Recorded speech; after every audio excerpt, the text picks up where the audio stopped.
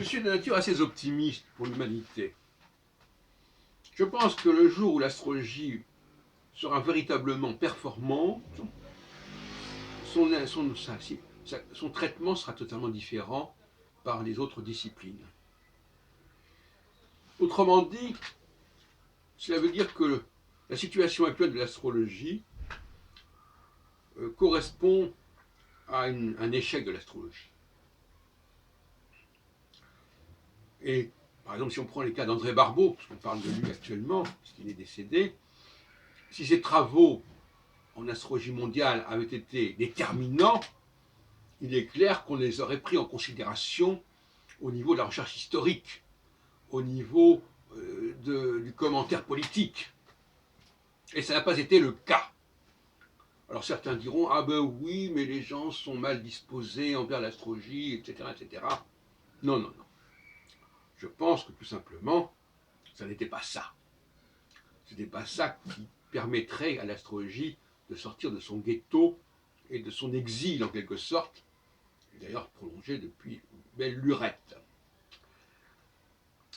En revanche, je pense que les derniers travaux que j'ai réalisés ces derniers mois sont susceptibles de modifier le cours des choses concernant l'approche de l'astrologie qu'on peut avoir dans les milieux universitaires, de sciences politiques, de sciences historiques, etc. Et même de sciences biographiques et littéraires, puisque l'astrologie comporte une dimension biographique désormais majeure. Alors, il est certain qu'il y a eu des précurseurs. Rudolf Steiner, par exemple, avait déjà, au début du siècle dernier, dans les années 1920, je crois, donné cette liste des âges de 7 ans en 7 ans. Et les chiffres que je vous donne actuellement, de 42 ans, de 56 ans, etc., se trouvent déjà chez Steiner. Personne ne dit le contraire. Sauf que ils n'ont pas été intégrés par l'astrologie traditionnelle. Ils sont restés dans un monde un peu différent de la spiritualité, d'anthroposophie, etc. En revanche, la question des ères précessionnelles, l'ère du Verseau, alors là, par contre, ça a été très apprécié dans le milieu astrologique, alors que ça correspondait à une structure stellaire que l'astrologie avait voulu évacuer, ça correspondait à la précession des équinoxes, etc. Donc, il y a eu une erreur stratégique grave, donc le fait qu'on n'a pas pris en considération le cycle de 7 ans dans les milieux astrologiques. Il faudra attendre donc près d'un siècle après Steiner pour que ces chiffres, que sont 28, 35, 42, 49, 56, 63, 70, soient placés au centre de la pensée astrologique. Parce que même Jean-Pierre Nicolas, quand il travaille sur la théorie des âges, n'intègre pas cette série de 7 ans en 7 ans. Pourquoi? Parce qu'il ne veut pas s'inscrire dans une problématique uniquement saturnienne. Car c'est Saturne qui détermine ce système. Donc il veut, et d'ailleurs Ptolémée fait la même erreur, puisqu'il propose aussi une théorie des âges, Ptolémée dans la Tétrabible. Il veut donner un rôle à chaque planète. Chaque planète correspondant à un cycle différent, à une durée différente, eh bien voilà, il faut que chaque planète corresponde à un certain âge. Pour Jean-Pierre Nicolas, d'ailleurs, c'est une façon de valider l'astrologie même. L'âge correspondant à Mercure ou à Jupiter ou à Vénus nous donne la caractéristique de ces planètes, carrément. Bon. Moi, je suis tout à fait en dehors de ça. Je prends ces différents âges.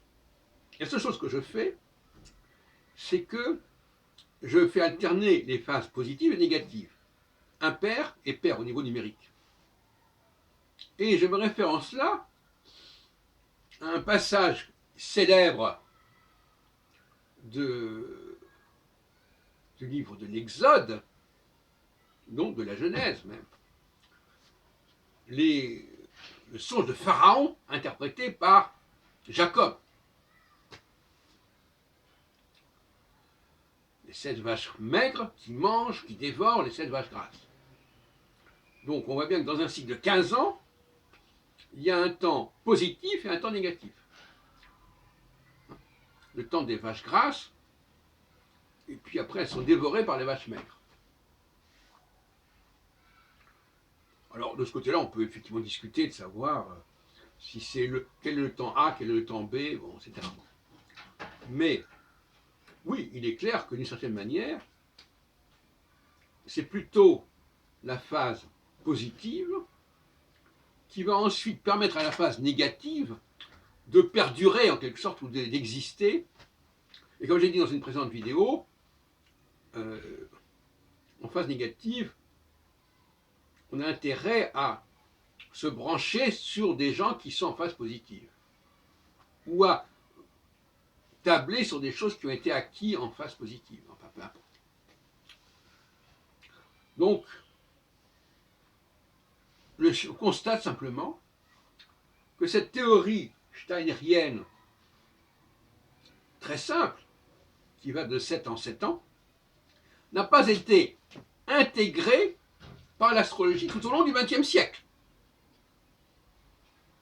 En tout cas par l'astrologie dominante, et certainement pas par l'astrologie dominante en France, ni au niveau de l'astrologie mondiale, ni au niveau de l'astrologie individuelle. Pourquoi? Parce que il y avait ce postulat que toutes les planètes devaient jouer un rôle, et qu'il n'y avait donc aucune raison de ne tabler que sur un seul cycle. Et c'est tout le drame de l'astrologie. Vauquelin ne dirait pas autrement. Mort en 1991, il y a donc près de 30 ans. Il ne dirait pas autrement parce que il a dégagé du thème natal certains éléments qui existaient et qui étaient considérés par les astrologues, mais qui étaient mélangés avec toutes sortes d'autres choses. Et par conséquent, il fallait séparer le bon grain de l'ivraie. Le drame des astrologues, c'est surtout ça. Même quand ils ont une idée intéressante, elle est mélangée par toutes sortes d'autres trucs qui rajoutent par-dessus. C'est le drame de l'astrologie actuelle. Et moi, en 1994, quand j'ai écrit l'astrologie selon Saturne, j'ai voulu marquer l'idée qu'il fallait ne se fier qu'à Saturne au niveau de l'astrologie. Alors après, il y a eu d'autres développements, d'autres approfondissements, mais cette idée fondamentale de presque qu'on pourrait appeler un monoplanétarisme, comme on dit un monothéisme, est essentielle. Et Rudyard avait bien compris l'importance du cycle de 30 ans de Saturne, qui est relié à celui de la Lune.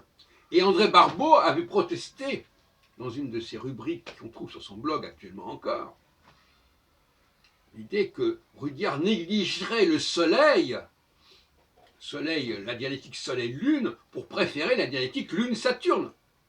Or, j'en ai déjà parlé, je ne vais pas revenir là-dessus, la dialectique Lune-Saturne est infiniment plus intéressante que celle du Soleil et de la Lune. Qui n'a d'ailleurs donné que l'histoire des 12 signes zodiacaux.